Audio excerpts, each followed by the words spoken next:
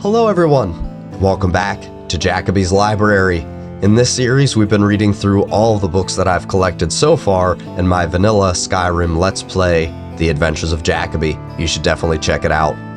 This story is called The Legendary Sancre Tor, and it covers information about a legendary city called Sancre Tor. No, the story is pretty riveting, but yeah, you'll just have to check it out.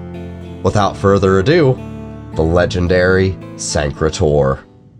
The legendary city of Sancre Tor. During the Skyrim conquests, First Era 240 to 415, ambitious Highland earls, envious of the conquests and wealth of their northern cousins in High Rock and Morrowind, looked south over the ramparts of the Jarl Mountains for their opportunities. The Jarl Mountains proved to be too great a barrier, and northern Cyrodiil too poor a prize, to reward full-scale Nord invasions.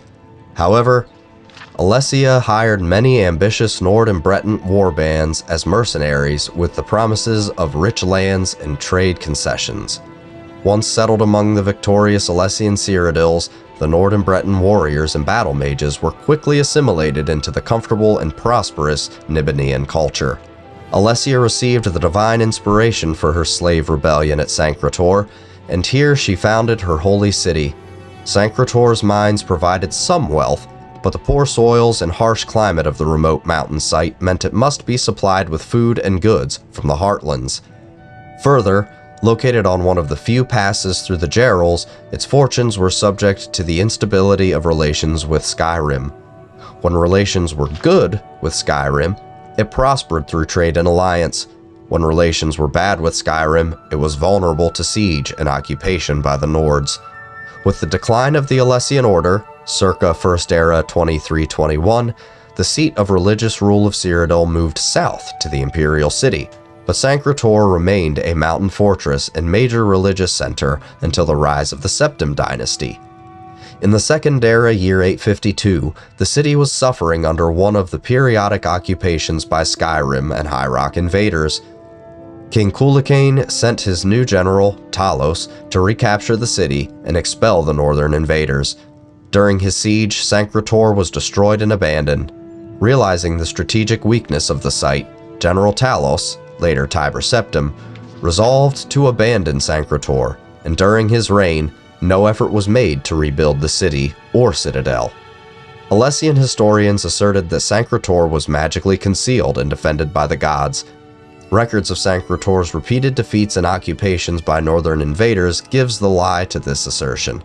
The entrance to the city was indeed concealed by sorcery, and the citadel and its labyrinthine subterranean complex were defended by magical traps and illusions, but their secrets were betrayed to besieging Nords by the Breton enchanters who crafted them.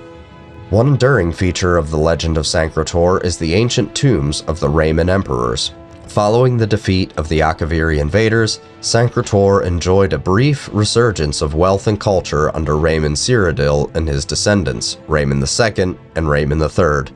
Tracing his ancestry to Saint Alessia, and following the tradition that Saint Alessia was buried in the catacombs beneath Sancre Tor, Rayman built splendid funerary precincts in the depths of the ancient citadel underpassages. Here, the last Rayman Emperor, Rayman III, was buried in his tomb with the Amulet of Kings.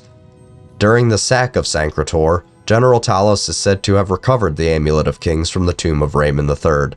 Theologians ascribe the long centuries of political and economic turmoil following the collapse of the Rayman dynasty to the loss of the Amulet of Kings, and associate the renaissance of the Cyrodiilic Empire to the Third Era, with Tiber Septim's recovery of the amulet from Rayman III's tomb.